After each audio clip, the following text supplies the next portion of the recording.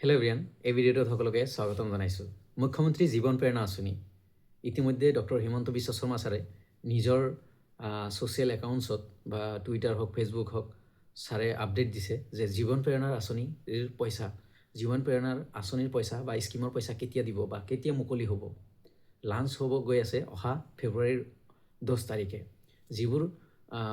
যিবোৰে graduate complete কৰিছে 2025 বৰ্ষত গ্ৰেজুৱেশ্যন কমপ্লিট কৰি এপ্লাই কৰিছিলে নিজ কলেজত, যোনখন কলেজৰ পৰা পাছ কৰিছে, গ্ৰেজুৱেট কমপ্লিট কৰিছে, সেইখন কলেজতে ফৰ্ম ফিল আপ কৰি ছাবমিট কৰিছে, ডকুমেণ্টছ ছাবমিট কৰিছে। সেইবোৰ ষ্টুডেণ্টক অহা 10 ফেব্ৰুৱাৰী তাৰিখে ফাৰ্ষ্ট পে'মেণ্ট দিব।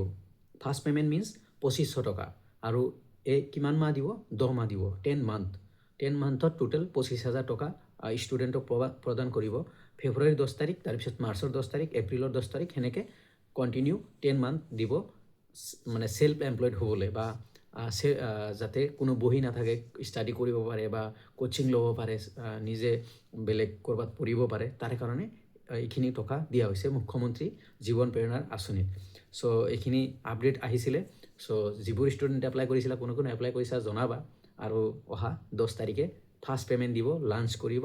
তাৰে পিছত প্ৰতি মাহে 2500 টকাকৈ পাই থাকিবা আৰু 25,000 টকা কমপ্লিটলি পাবা।